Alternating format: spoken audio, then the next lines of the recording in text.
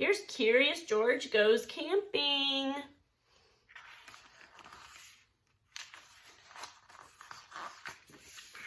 This is George. He was a good little monkey and always very curious.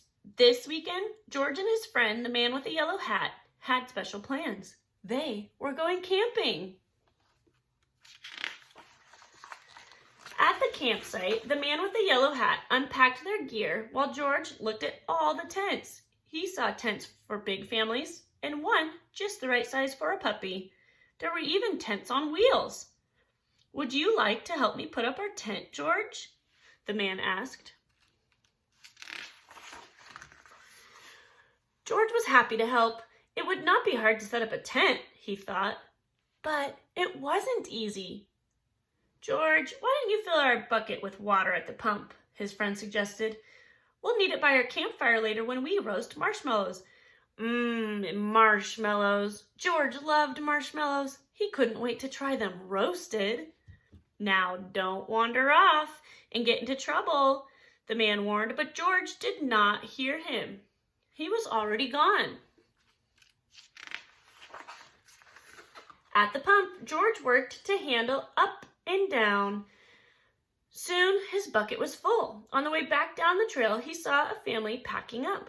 George watched a girl pour her bucket of water on a campfire. The fire sizzled out. George thought, that looks like fun. So he poured his bucket of water on the next campfire. "Hey!" yelled a camper. "We weren't finished with that yet." The camper began to chase George, but George didn't mean to cause trouble. Now he only wanted to hide. He ran into the forest as fast as he could, but the camper's footsteps followed close behind. George ran faster and faster. The footsteps came closer and closer until suddenly they were passing George. Why, it was not the camper chasing George now. It was a deer. What fun to run with a deer. Forgetting all about the camper and the marshmallows, George ran after the deer. But a little monkey cannot run as fast as a deer in the woods. Before long, George was lost and all alone. He felt tired and stopped to rest. At first, he was worried. He was very far from camp. But there were lots of other animals to keep him company. He saw a lizard sunning on a rock and a squirrel chattering in a tree. Then he saw the tail of a black and white kitty peeking out from under a bush. He was curious. Would the kitty like to play? Gently, George pulled the kitty out. But it was not a kitty. It was a skunk, and it was scared. The skunk lifted its tail and sprayed. Whew! The spray smelled awful. The animals tried to get away. George wanted to get away too, but he could not. The smell was all over him. How could he ever get rid of that awful smell, he wondered. Too bad he couldn't take a bath in the woods.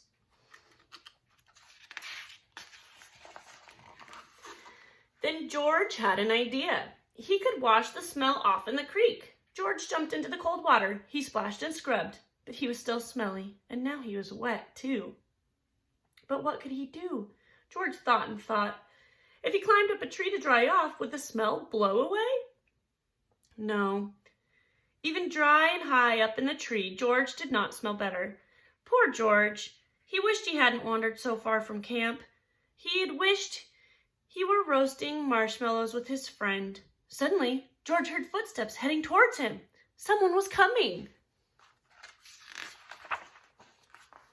It was the forest animals, but they ran right by him. They had seen something scary, and George saw it too. It was a fire. George had gotten into trouble for putting out one fire, but this fire wasn't in the campground. This was an emergency. Quickly, George climbed down the tree and grabbed his bucket. He scooped it full of water in the creek. Then, being careful not to spill, he climbed back up and swung from branch to branch through the trees. When George got close enough to the fire, he reached down and poured the water on the flames. Out went the fire with a big hiss. Just then, George's friend rushed out of the forest with a ranger. "George," he called, "I was afraid you would be here."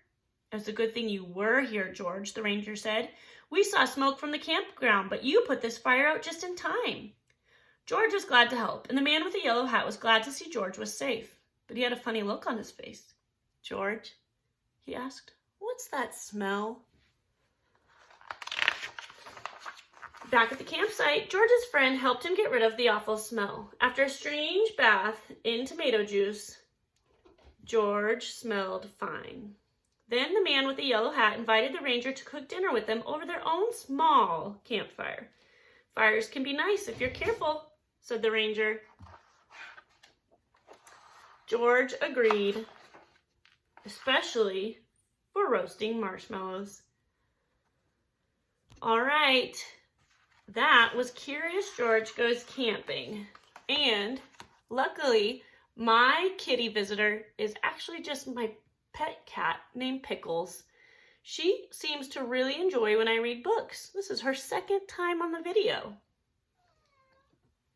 Have a good night.